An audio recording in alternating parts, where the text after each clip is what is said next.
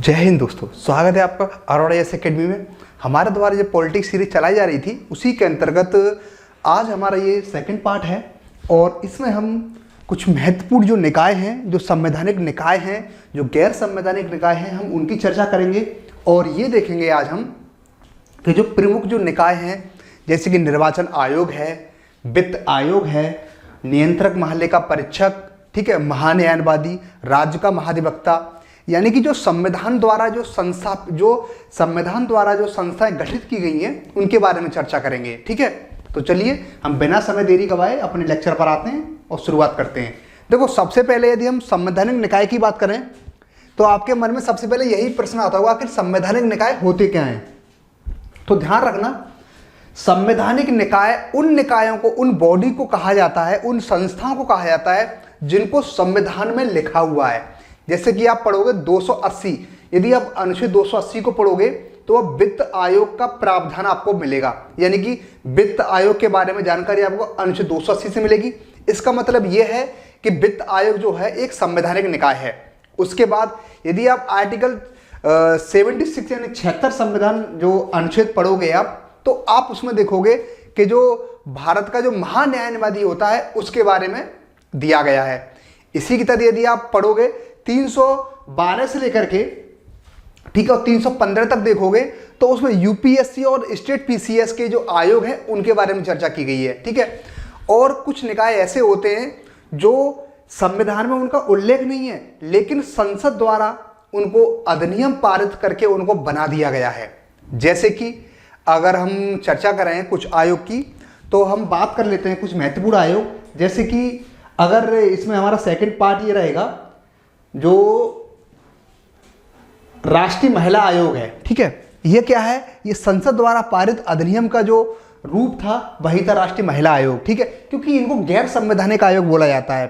संवैधानिक आयोग वो आयोग होते हैं जिनका संविधान में स्पष्ट रूप से वर्णन है। ठीक है, तो पहले हम संविधान द्वारा जो गठित की गई संस्था है उनके बारे में चर्चा करेंगे, उसके बाद चर्चा करेंगे हम जिनको संसद द्वारा बनाया गया है। ठीक है, तो चलिए क्वेश्चन इनसे आते हैं, इनसे क्वेश्चन आने की संभावना है, इसलिए मैं आपको अच्छे से करा रहा हूं सारे टॉपिक। ठीक है, तो वो पहले हम बात करते हैं संवैधानिक निकाय के बारे में, यानी कि जिनको संविधान ने स्पष्ट रूप से दिया हुआ है कि इनका निकाय करना जरूरी है। देखो, पहला है हमारा निर्वाचन आयोग, यानी कि इलेक्शन कमीशन। आप देखते होंगे जो भारत में इलेक्शन कमीशन एक बहुत महत्वपूर्ण सिस्टम है, एक बहुत महत्वपूर्ण निकाय है जो अपने कार्यों को लेकर के बहुत सजग, बहुत स्वतंत्र और पारदर्शिता बरतता है। ठीक है, उन्हीं चीजों को ध्यान में रखते हुए इस आयोग का गठन किया गया है। अब इसके बारे में थोड़ा थोड़ा देख लेते हैं आखिर क्या है। देखो, पहला यह है, यदि हम निर्वाचन आयोग के बारे में चर्चा करें तो अनुच्छेद 224, ध्यान रखना, अनुच्छेद 224 यह कहता है कि भारत में एक निर्वाचन आयोग होगा। ठीक है, आगे देख लो, आगे इसमें 3 सदस्य होंगे, यानी कि जो भारत का निर्वाचन आयोग होता है उसमें 3 सदस्य होते हैं। एक कौन? एक होता है राज्य निर्वाचन आयोग अध्यक्ष, 2 अन्य सदस्य होते हैं, तो मिलकर 3 सदस्यों का निकाय बना होता है। तो एक बात समझ में आई, जो निर्वाचन आयोग जो है वह एक बहुसदस्यीय निकाय है, यानी कि एक सदस्य नहीं, वो बहुसदस्यीय, यानी कि एक से अधिक मेंबर इसमें जुड़े होते हैं, इसलिए इसको बहुसदस्यीय निकाय बोला जाता है। अब देखो, यह एक अर्धन्यायिक निकाय है, यानी कि ध्यान रखना, जो निर्वाचन आयोग जो है वह एक अर्धन्यायिक निकाय है। इसका मतलब क्या है? इसका मतलब यह है,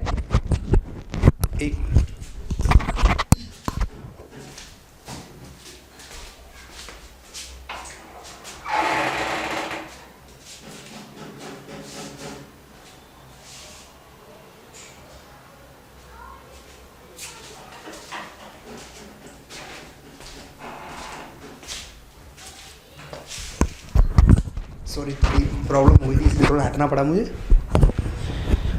हाँ, जो निर्वाचन जो आयोग है वह एक अर्धन्यायिक निकाय है। यहाँ अर्धन्यायिक निकाय से क्या तात्पर्य है? यानी कि अर्धन्यायिक निकाय से तात्पर्य यह है कि ये कोर्ट के समान, यानी कि जो अगर कुछ गलत होगा, ठीक है, चुनाव में संबंधित, तो ये कुछ ना कुछ कोर्ट के समान कुछ न्याय भी देता है, उनको दंड भी लगाता है। ठीक है, इसलिए इसको अर्धन्यायिक निकाय बोला जाता है। अब देखो क्या है, अब किस किस का निर्वाचन करता है, यानी कि जो भारत का निर्वाचन आयोग है आखिर वह किन किन पर लागू होता है, तो उनके बारे में चर्चा कर लेते हैं। देखो 4 बॉडी हैं। पहला संसद, यानी कि जो संसद के जो चुनाव होंगे, जैसे कि राज्यसभा का चुनाव और लोकसभा का चुनाव, तो इन सब की चुनाव कराने का पूरी जिम्मेदारी किसकी होती है? निर्वाचन आयोग की होती है। अगला है राष्ट्रपति का चुनाव, राज्य की विधानसभा का चुनाव, उपराष्ट्रपति का चुनाव, यानी कि इन चारों को, जो 4 हैं, राष्ट्रपति, उपराष्ट्रपति, संसद और राज्य की विधानसभा, इनका जो चुनाव कराने का अधिकार है वो निर्वाचन आयोग का ही, इलेक्शन कमीशन का ही है। लेकिन ध्यान रखना एक बात और आती है, जो राज्य निर्वाचन आयोग जो है, राज्य निर्वाचन आयोग होता है वो प्रत्येक राज्य में होता है। ध्यान रखना, वो केवल पंचायतों और नगर पालिकाओं का चुनाव करवाता है, ठीक है। लेकिन जो राज्य के विधानसभा के चुनाव होंगे उनको केवल इलेक्शन कमीशन ही कराएगा, ठीक है।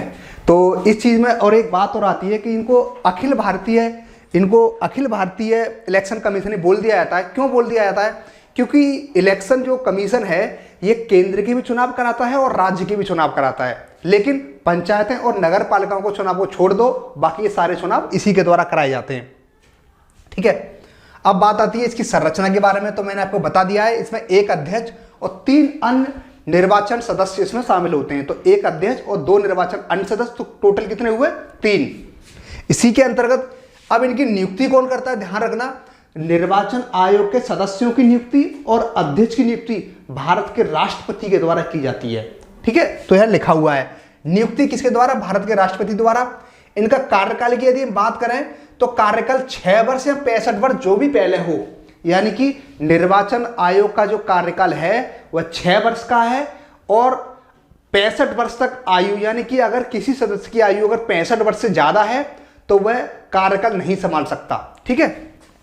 आगे देख लेते हैं हम, इनको हटाया, यानी कि जो राज्य के निर्वाचन आयोग को हटाया कैसे जाएगा? तो ध्यान रखना, जिस प्रकार से सुप्रीम कोर्ट के, जिस प्रकार से उच्चतम न्यायालय के जज को हटाया जाता है, उसी प्रकार से राज्य जो इलेक्शन कमीशन के अध्यक्ष और सदस्य को हटाया जाता है। मैंने आपको सुप्रीम कोर्ट कराया था, तो मैंने आपको जज को, जो सुप्रीम कोर्ट के जज हैं, उनको हटाने की प्रक्रिया बताई थी। प्रक्रिया क्या थी? कुल सदस्य संख्याओं का, जो कुल सदन की संख्या का बहुमत, ठीक है, उसके बाद उपस्थित और मतदान करने वालों का 2/3, यानी कि विशेष बहुमत से, संसद विशेष बहुमत से अधिनियम पारित करेगी, उसके बाद ही निर्वाचन आयोग के सदस्य और अध्यक्ष को हटाया जा सकता है, यानी कि विशेष बहुमत द्वारा, ठीक है। देखो यह लिखा हुआ भी है, यानी कि दुराचार या अक्षमता की स्थिति होने पर जैसे सुप्रीम कोर्ट के जज को हटाया जाता है, उसी प्रकार से निर्वाचन आयोग के सदस्यों और अध्यक्ष को हटाया जाता है, ठीक है। इसके बाद हो गया, हटाएगा कौन? राष्ट्रपति। आगे देखते हैं शक्तियां और कार्य देख लो, ठीक है। तो ये निष्पक्ष रूप से कार्य करता है, निर्वाचन जो आयोग है वो निष्पक्ष रूप से कार्य करता है। और हम देख लेते हैं, और जो संसद के जो संसद के सदस्य होते हैं, यदि वो योग्य नहीं है, यानी कि उनकी अयोग्य हैं वो लोग, तो उनके संबंधित भी ये क्या करता है? ये मतलब सलाह देता है कि इस सदस्य की योग्यता नहीं है। आगे देख लो, निर्वाचन रद्द कर सकता है। अगर निर्वाचन रद्द कब करेगा? जब संकटकालिक स्थिति हो या फिर कोई लड़ाई झगड़ा हो गया हो, तब भी यह निर्वाचन को रद्द करने का अधिकार रखता है। आगे देख लो, जो राजनीतिक दल हैं, यानी कि जो राजनीतिक पार्टियां हैं, उनको यह मान्यता देता है। अगला देख लो, आचार संहिता। आप देखते होंगे इलेक्शन से कुछ दिन पहले एक आचार संहिता लागू हो जाती है, तो उस आचार संहिता को भी यह देख रेख करता है, ठीक है। इतनी बात क्लियर होगी। ध्यान रखना, इससे ज्यादा आपको इसमें बिल्कुल नहीं पढ़ना है। आपको कौन कौन से पॉइंट याद रखने हैं? पहला पॉइंट ये याद रखना है कि निर्वाचन आयोग है, आर्टिकल 324 के अंतर्गत आता है। इसमें 3 सदस्य शामिल होते हैं। यह अर्ध न्यायिक निकाय है। अर्ध न्यायिक निकाय से तात्पर्य यह है कि ये कोर्ट के जिस प्रकार से कोर्ट डिसीजन देता है उसका आधा निर्णय ये खुद कर लेता है, ठीक है। उसके बाद ये संसद, राष्ट्रपति, उपराष्ट्रपति और राज्य की विधानसभाओं के चुनाव इसके माध्यम से कराए जाते हैं, ठीक है। नियुक्ति राष्ट्रपति द्वारा की जाती है, कार्यकाल 6 वर्ष होता है इसका। और इसको हटाया किस प्रकार से आएगा? इसको हटाया उस प्रकार से आएगा जिस प्रकार से सुप्रीम कोर्ट के जजों को हटाया जाता है, ठीक है। इतना ही आपको इसमें पढ़ना है। आगे देख लेते हैं हम। अब हम बात करें वित्त आयोग के बारे में। तो यदि अनुच्छेद 280 को देखें तो अनुच्छेद 280 ये कहता है कि भारत में एक वित्त आयोग होगा। ठीक है, वित्त आयोग का मतलब क्या होता है कि केंद्र और राज्य को जो करों का जो टैक्स का जो आवंटन होगा, आवंटन का मतलब क्या है, यानी कि भारत में जितना टैक्स इकट्ठा होगा तो कितना टैक्स केंद्र को रखना है अपने पास और कितना टैक्स राज्यों को रखना है अपने पास, तो इसका निर्धारण करने का अधिकार किसको है, वित्त आयोग को है। ठीक है, अब देख लेते हैं वित्त आयोग होता क्या है। अनुच्छेद 280, इस पर स्टार लगा लेना आपके। अनुच्छेद 280 में क्या है, वित्त आयोग के बारे में प्रावधान किया गया है। यह भी एक अर्ध न्यायिक निकाय है। राष्ट्रपति हर 5 साल में, ध्यान रखना, वित्त आयोग का गठन राष्ट्रपति हर 5 साल में इसका गठन करता है। आगे देखो, इसकी संरचना के बारे में बात कर लेते हैं। जो वित्त आयोग में कुल 5 सदस्य होते हैं, वित्त आयोग में कुल 5 सदस्य होते हैं। नियुक्ति कौन करता है, नियुक्ति राष्ट्रपति द्वारा की जाती है और इनका कार्यकाल भी राष्ट्रपति ही तय करता है। यानी कि जो वित्त आयोग का जो पूरा कार्यकाल है 5 वर्ष का, उसका निर्धारण, कार्यकाल का निर्धारण भी किसके द्वारा होता है, राष्ट्रपति के द्वारा होता है। आगे देखो, ये वित्त आयोग के जो सदस्य होते हैं इनको पुनः नियुक्त किया जा सकता है। अब इनकी योग्यता देख लो। जो वित्त आयोग के जो सदस्य हैं उनकी योग्यता क्या होनी चाहिए, देखो इस पर संविधान मौन है, यानी कि वित्त आयोग की सदस्यों की योग्यता क्या होगी, इस पर संविधान मौन है, उसने कुछ नहीं बोला है। लेकिन छोड़ा किस पर, संसद पर छोड़ा, यानी कि संसद अपने अनुसार वित्त आयोग के अध्यक्ष और सदस्य की योग्यता निर्धारित कर सकता है। कौन, संसद। अब देखो, लेकिन हमने कुछ 4 बातें हमने ली हैं इसमें।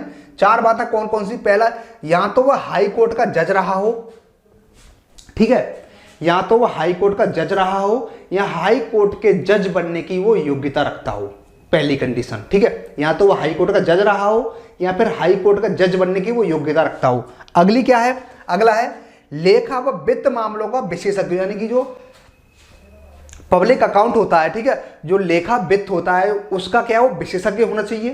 तीसरी कंडीशन क्या है, वित्त मामलों का उसके पास अनुभव होना चाहिए, यानी कि जो वित्त से संबंधित, यानी कि जो फाइनेंस से संबंधित, जो पैसे से संबंधित जो मामले हैं उसके पास उनका अनुभव होना चाहिए।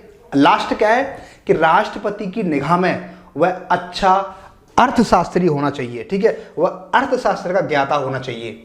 ठीक है, अब अगली बात देख लो, कार्य क्या क्या है इसके। देखो, कार्य है, यह करों का आवंटन करता है कि राज्य को कितना मिलेगा और केंद्र को कितना मिलेगा। ठीक है, जो राज्य में, जो भारत में जितना टैक्स इकट्ठा होता है तो कितना टैक्स केंद्र रखेगा और कितना टैक्स राज्य को मिलेगा, तो इस चीज का जो निर्धारण करता है वो कौन करता है, वित्त आयोग। ठीक है, अब देखो, संचित निधि से पैसा इसकी सिफारिश पर निकलता है। देखो, संचित निधि एक ऐसी निधि है जिसमें भारत सरकार का, समझ लो, एक सरकारी खजाना है।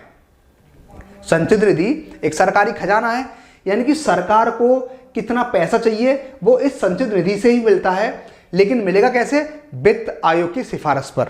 आगे देखो, अपनी रिपोर्ट, यानी वित्त आयोग अपनी रिपोर्ट भारत के राष्ट्रपति को सौंपता है। ध्यान रखना, जो अपनी पूरी साल की जो रिपोर्ट होती है वो किसको सौंपता है, राष्ट्रपति को सौंपता है। इसकी सिफारिश बाध्यकारी नहीं होती है, यानी कि जो वित्त आयोग ने सिफारिश की है, ये सिफारिश क्या, ये सिफारिश बाध्यकारी नहीं है, इनको सरकार माने या ना माने सरकार पर डिपेंड करता है। आगे देखो, ठीक है, 2017 में जो वित्त आयोग के अध्यक्ष थे वो एन.के. सिंह थे। ठीक है, इतनी बात आपको इसमें याद रखनी है और आप इसको करंट के हिसाब से देख लेना इसमें अध्यक्ष कौन है। ठीक है, अब हम देखते हैं भारत का महान्यायवादी। देखो, अब तक हमने 2 बॉडी करा, अब तक हमने 4 बॉडी देख ली। कौन कौन सी, पहला यूपीएससी, दूसरा स्टेट पीसीएस, ठीक है, तीसरा हमने देखा निर्वाचन आयोग, चौथा देखा हमने वित्त आयोग। 4 बॉडी होगी। अब हम अगली बॉडी की ओर चलते हैं, अब पढ़ते हैं महान्यायवादी। देखो, महान्यायवादी जो होता है यह भी एक संवैधानिक एक पद है। अगर अनुच्छेद 76 पढ़ोगे आप तो अनुच्छेद 76 स्पष्ट रूप से कहता है कि भारत सरकार को कानूनी मामलों में सलाह देने के लिए एक व्यक्ति होगा। ठीक है, भारत सरकार को कानूनी मामलों में सलाह देने के लिए एक व्यक्ति होगा। ध्यान रखना, यदि भारत में यदि कभी भी कोई भी मामला आता है तो भारत सरकार कभी कोर्ट नहीं जाती है, बल्कि भारत सरकार के रूप में भारत का महान्यायवादी जाता है कोर्ट में, क्योंकि भारत सरकार का ये वकील होता है। ठीक है, इससे कानूनी मामलों पर विशेषज्ञता हासिल होती है। इसकी नियुक्ति राष्ट्रपति के द्वारा की जाती है और इसका वेतन भी राष्ट्रपति के द्वारा ही तय किया जाता है। ध्यान रखना, इसके वेतन के बारे में संविधान में कोई उल्लेख नहीं है। यानी कि जो भारत के महान्यायवादी को जो वेतन मिलता है वह वेतन उसको पारिश्रमिक यानी कि जितना काम करेगा उतना उसको वेतन मिलेगा, लेकिन कौन तय करेगा? राष्ट्रपति तय करेंगे। ठीक है, अब इनकी योग्यता क्या क्या है? देखो योग्यता है हाई कोर्ट के जज के बराबर, जो हाई कोर्ट का जज बनने की योग्यता है उसकी बराबर इसमें योग्यता होनी चाहिए। दूसरी कंडीशन क्या है? या फिर वो हाई कोर्ट में 5 साल तक जज रहा हो, यानी कि या तो उसमें हाई कोर्ट के जज बनने की योग्यता हो या फिर 5 साल तक वो हाई कोर्ट का जज रहा हो। अगला क्या है? अगला ये है उसे हाई कोर्ट में 10 साल तक वकालत करने का अनुभव होना चाहिए, यानी कि वो 10 साल तक हाई कोर्ट में वकील भी रहा हो। अब हम आगे देखते हैं, यह भारत सरकार का वकील होता है, वेतन राष्ट्रपति द्वारा तय किया जाता है, हटाया भी राष्ट्रपति के द्वारा, यानी कि भारत का महान्यायवादी जो होता है ये राष्ट्रपति के प्रसाद पर्यंत पद धारण करता है। ध्यान रखना, प्रसाद पर्यंत का मतलब क्या है? प्रसाद पर्यंत का मतलब यह है कि जो भारत का महान्यायवादी होता है यह केवल और केवल राष्ट्रपति को हटाने का अधिकार है। इनको राष्ट्रपति ही नियुक्त करता है और राष्ट्रपति इनको हटा सकता है। इतनी बात क्लियर हुई। एक बात और बताते हैं आपको, ध्यान रखना, यदि भारत सरकार को यदि कोई भी कानून से संबंधित, ठीक है, कोई भी सलाह मांगनी हो तो वह जो भारत का महान्यायवादी होता है वो उसको सलाह देता है। इतनी बात क्लियर हुई? ठीक है, अब आगे देख लेते हैं, ये त्याग पत्र किसको देगा? ये त्याग पत्र भी राष्ट्रपति को ही देंगे। ठीक है, अब देख लेते हैं, देखो ये तो हो गया हमारा केंद्र के स्तर की बात। अब हम थोड़ा राज्य की बात कर लेते हैं। देखो राज्य में क्या होता है? राज्य का महाधिवक्ता होता है। यदि आप अनुच्छेद 165 देखोगे तो अनुच्छेद 165 स्पष्ट रूप से कहता है कि राज्य में कानूनी सलाहकार जो होगा भारत जो राज्य सरकार का, वह होगा राज्य का महाधिवक्ता, राज्य का महाधिवक्ता। ठीक है, आर्टिकल याद रखना है आपको 165, और केंद्र की बात करें तो फिर 76। अब देखो नियुक्ति कौन करेगा? तो जिस प्रकार से भारत के महान्यायवादी की नियुक्ति केंद्र में राष्ट्रपति द्वारा की जा रही थी, उसी प्रकार राज्य में कौन करेगा नियुक्ति? राज्य का राज्यपाल। हटाने का अधिकार किसको है? उसी प्रकार से जिस प्रकार से केंद्र में हटाने का अधिकार राष्ट्रपति को है, उसी प्रकार से राज्य में हटाने का अधिकार किसको है? राज्यपाल को दिया गया है। त्याग पत्र भी किसको देगा? राज्यपाल को देगा। ठीक है, योग्यता भाई हाई कोर्ट के जज के बराबर योग्यता होनी चाहिए। जिस प्रकार से हाई कोर्ट का जज बनता है व्यक्ति, उसी बराबर उसमें योग्यता होनी चाहिए। आगे देख लो, यहां पे 10 वर्ष तक ये वकालत की हो उसने, लेकिन राज्य का महाधिवक्ता अपना त्यागपत्र किसको देगा? ये भी अपना त्यागपत्र राज्य के राज्यपाल को देगा। ध्यान रखना, यदि किसी भी प्रकार का यदि सरकार पर कोई भी मामला आता है, ठीक है, तो सरकार की तरफ से ये क्या करता है? सरकार की तरफ से पक्ष रखता है, यानी सरकार का ये पक्षकार होता है। सरकार जो राज्य सरकार का वकील होता है वह राज्य का महाधिवक्ता होता है। ठीक है, तो देखो अब तक हमने इतनी बॉडी की है, इनसे क्वेश्चन बनने होंगे तो इन्हीं से क्वेश्चन आएगा। इसके अलावा आप ज्यादा कुछ मत पढ़ना, इतना इनफ है। आप बस आर्टिकल को याद रखना है। नियुक्ति कौन करता है? हटाता कौन है? त्यागपत्र, यानी कि एक ही व्यक्ति नियुक्त करेगा, वही हटाएगा, उसी को त्यागपत्र दिया जाएगा। यानी कि राज्य में कौन? राज्यपाल, और केंद्र में कौन? राष्ट्रपति। ठीक है, तो चलिए हम अगली वीडियो में कुछ बची हुई बॉडी है उनकी चर्चा करते हैं। ठीक है, थैंक यू। जय हिंद दोस्तों, स्वागत है आपका अरोड़ा एस एकेडमी में। हमारे द्वारा जो पॉलिटिक्स सीरीज चलाई जा रही थी उसी के अंतर्गत ये हमारा नेक्स्ट पार्ट है, और इस पार्ट में हम आज जो कोई बची हुई बॉडीज थी उनके बारे में चर्चा करेंगे। और सबसे महत्वपूर्ण बात यह है कि इनसे जितने पर निकाय हैं, यानी कि जो संविधान में जितने सारे निकाय हैं, गैर संवैधानिक निकाय हैं, इनके बारे में जो क्वेश्चन आएगा, हालांकि इनसे क्वेश्चन यही पूछा जाता है कि यह आयोग किस अनुच्छेद से संबंधित है, या फिर इसकी नियुक्ति किसके द्वारा की जाती है, इसको हटाया किसके द्वारा जाता है। ठीक है, तो ये सारे सब क्वेश्चन पूछे जाते हैं, और मैंने इनको बहुत अच्छे से एक्सप्लेन कर दिया है। और आप चाहो तो इनके क्वेश्चन लगा लेना, और 1 से 2 बार रिवीजन कर लोगे तो आपके सारे टॉपिक ये कंप्लीट हो जाएंगे। ठीक है, तो चलिए हम अपने टॉपिक की शुरुआत करते हैं। टॉपिक ज़्यादा बड़ा नहीं है, टॉपिक छोटा सा ही है। पहला है अनुसूचित जातियों के लिए राष्ट्रीय आयोग, यानी कि जो एससी जो जाति है तो उसके लिए राष्ट्रीय आयोग का जो गठन किया गया है, ठीक है, तो उसके बारे में चर्चा करेंगे हम। तो देखो पहला क्या है? पहले यही है, यदि आप अनुच्छेद 338 पढ़ोगे आप, तो अनुच्छेद 338 है वो स्पष्ट रूप से प्रावधान करता है कि भारत में एक अनुसूचित जो राष्ट्रीय आयोग होना चाहिए। ठीक है, अब ये काम क्या करता है, आखिर इसकी जरूरत क्या पड़ी? तो जरूरत ये पड़ी, जब हमारा देश जब आज़ाद हुआ था तो आज़ादी के बाद जो संविधान विशेषज्ञ थे उन्होंने ये महसूस किया कि इनके जो शैक्षणिक स्तर है और इनका जो सामाजिक स्तर है वह काफ़ी बेहतर नहीं है। तो इन लोगों को जो रिजर्वेशन दिया जा रहा है, यानी इनको ऐसा तो नहीं है कि इनको रिजर्वेशन मिले ही ना, यानी कि ऐसा तो नहीं है कि इनके हितों को कोई संरक्षण ही ना कर सके, यानी कि इनको दबाया ना जा सके।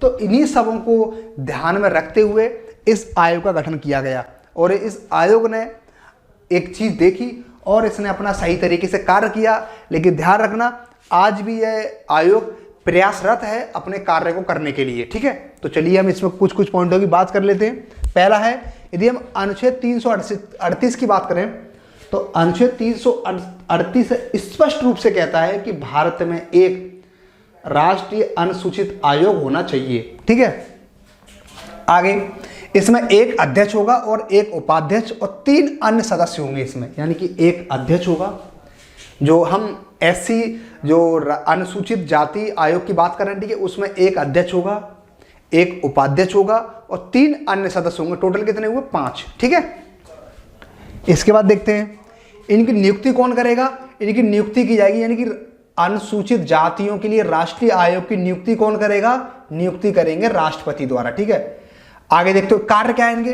कार्य है, सुप्रीम कोर्ट जो एससी है, एससी को आरक्षण मिल रहा है या नहीं मिल रहा है, तो इन सब की देखरेख यही आयोग करता है।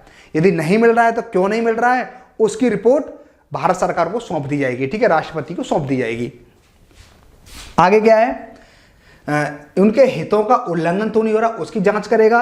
रिपोर्ट, अपनी प्रतिवर्षीय रिपोर्ट राष्ट्रपति को देगा, यानी कि जो अनुसूचित जाति जो आयोग है, राष्ट्रीय आयोग है, वह प्रतिवर्ष पूरे भारत का लेखा जोखा करता है और उस लेखा जोखा के आधार पर यह राष्ट्रपति को अपनी रिपोर्ट सौंप देता है कि देखो इस प्रकार से काम चल रहा है और ये प्रकार की समस्याएं आ रही हैं, उन समस्याओं पर काम किया जाता है और उन्हीं समस्या के आधार पर इनको स्कीम, योजनाएं और स्कॉलरशिप की भी सुविधा की जाती है। ठीक है, अब आगे देख लेते हैं हम ये। अब देखो इसमें ज्यादा कुछ आपको दिमाग नहीं लगाना है, बस आपको इतना देखना है सदस्य कितने होते हैं, नियुक्ति किसके द्वारा की जाती है, इन सब बातों को इसमें ध्यान रखना है। ठीक है, अब आगे देख लो इसमें अनुसूचित जनजातियों के लिए राष्ट्रीय आयोग। अनुच्छेद जब आप 338 का पढ़ोगे, अनुच्छेद 338 का पढ़ोगे आप, तो उसमें स्पष्ट रूप से लिखा गया है कि भारत के लिए एक अनुसूचित जनजातियों के लिए एक राष्ट्रीय आयोग होगा। नियुक्ति किसके द्वारा की जाएगी? नियुक्ति की जाएगी और राष्ट्रपति के द्वारा नियुक्ति की जाएगी। ठीक है, और ये रिपोर्ट किसको देगा? ये रिपोर्ट भी अपना राष्ट्रपति को ही देगा। ठीक है,